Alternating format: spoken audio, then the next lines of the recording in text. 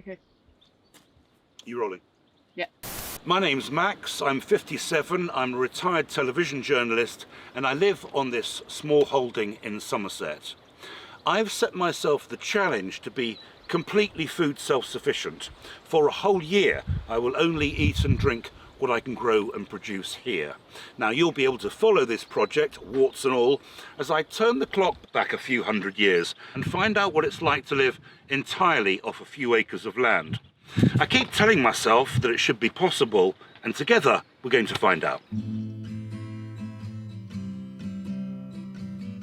Absolutely no idea what to do here. What a complete idiot. Get out of the way, you lot.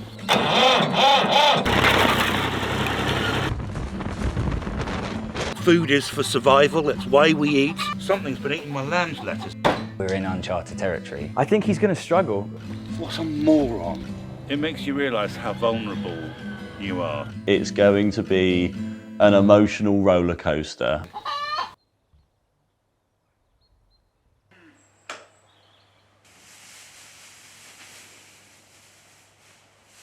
It's late winter, that's normally a quiet time here, but this year is different because this year I'm only going to eat what I can produce on a small patch of land in Somerset and nothing else. 100% food self-sufficiency. That starts in September, so I have to turn an abandoned small holding into a food-producing farm. Back in the day, I was a political reporter at the BBC in Westminster.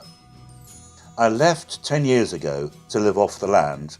Now I'm putting my money where my mouth is, like setting off on a journey across an ocean alone.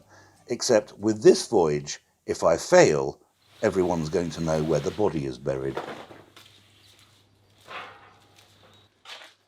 Come on, you. Go on.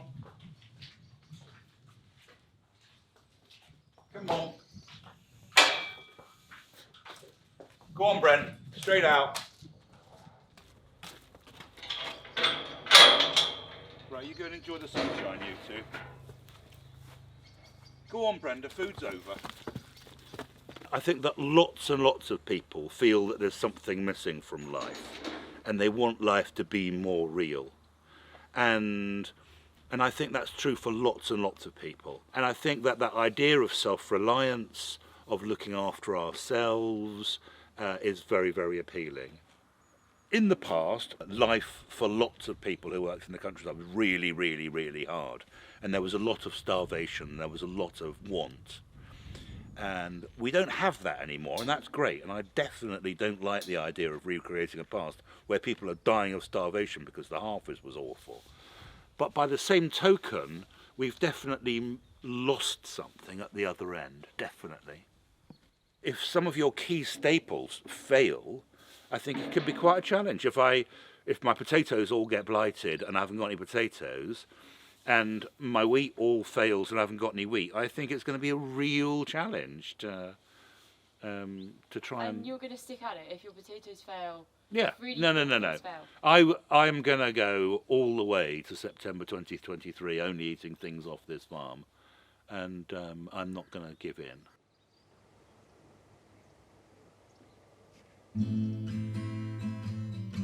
Although it's only me who's actually going to stick to the rules that I've created for myself this year, I'll be trying to produce as much food as I can for my family.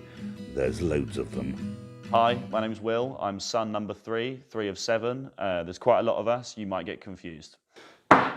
No coffee. No coffee. Can't have that. No tea. No tea, no caffeine, no... You're going to go through the whole cupboard now, Yeah, aren't you? I'm going to go through the whole cupboard. Right, macaroni. Well, it's past... if I have... Made with durum wheat. Do you have durum wheat? I think I can make an approximation of pasta, possibly. Well, the Italians won't like that. Oil. I am growing sunflowers, so... How'd you make that? Well, you just press them. You just press the oil out of sunflowers. Makes sense. Makes sense. It might work. I've never done it before, so I don't know. I reckon it'll work. Ha ha ha ha. Bacon sarnies aren't going to be the same, are they? Yeah, I know. Thing is what's in it? Tomatoes, vinegar, spices, sugar. I mean, I don't have any sugar, but I do have honey. So I think that I'll be able to make an approximation. What else? Pepper. No pepper. No pepper. Yeah. No rice, no flour, no sugar. You seen this? I've got some vinegar on the go. Put your snozzler over that and have a sniff. It smells alright. It smells like red wine vinegar. Smells vinegary, doesn't it?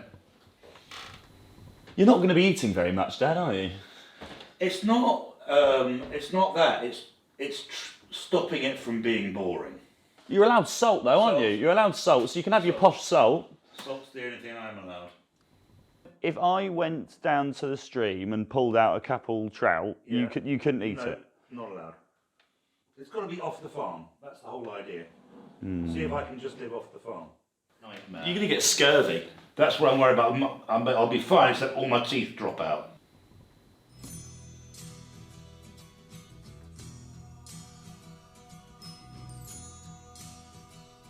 Farming in my neighbouring county is a man who has probably done more to promote sustainable organic English food than anyone else over the last 30 years. I'm going to see him before I start my project, if only to soak up some courage and a bit of inspiration. Guy Singh Watson is the founder of Riverford, a hugely successful organic veg growing and marketing business in the heart of rural Devon. We chatted about confronting what we all mean when we talk about eating seasonally and eating locally. We have been sort of trained by the supermarkets, I think, in what is quite a problematic way. Having lost contact with the seasons, I think we're all the poorer for it. I mean, the chefs that we've sell to, I mean, so many of them say they just want what's local and seasonal.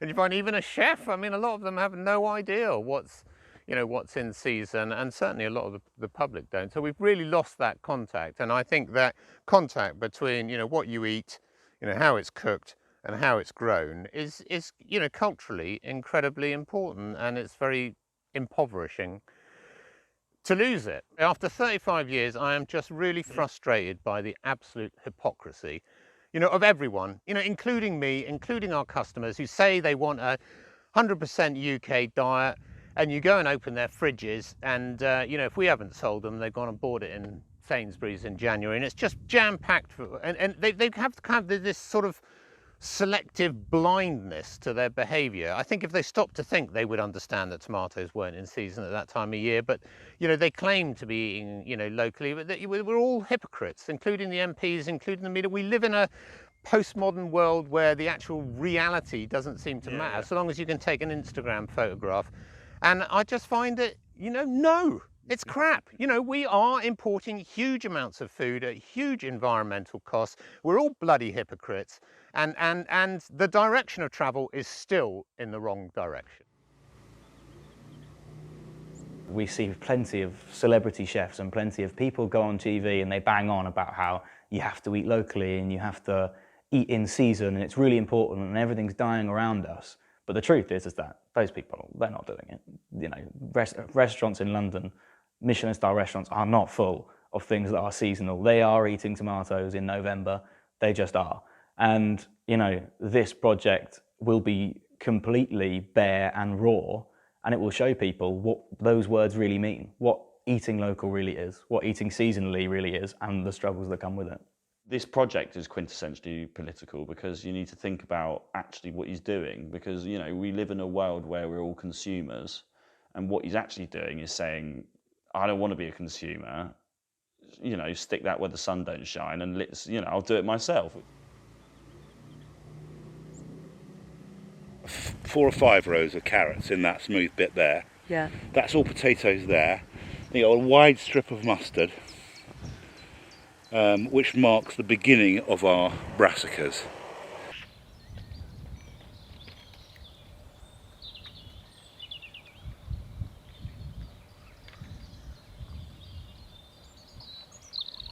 I'm still listening. Oh wow.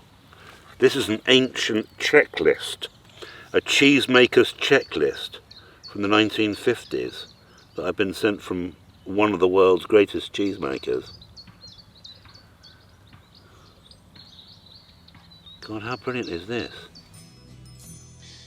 Right in the middle of my small holding is a rather scruffy vineyard that takes up about 2 acres. So farming has got to happen in pockets. I'm going to try and grow cereals around the outside of my vines, while my livestock fits in as best it can. Hens in the old polytunnel, pigs in a little wood at the top of the farm, and my cow Brenda, who goes where she wants to, because she thinks she's the queen of pop.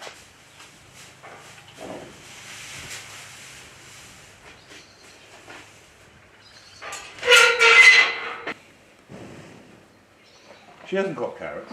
I've got carrots. Do you want more carrots?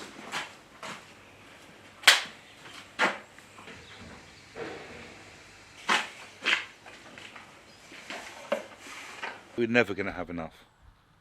And we'll never be done, and we'll never be finished, and we'll never, ever, ever be organised enough. I know that's what it's going to be like. So. Right. I think it'd be like that in a filming sense, let alone like feeding yourself for the next year. Right, the kettle's on. Lovely. Do you want a cuppa? Yeah, let's do that. Do you want to go? I'll have a cuppa. Let's have a cuppa.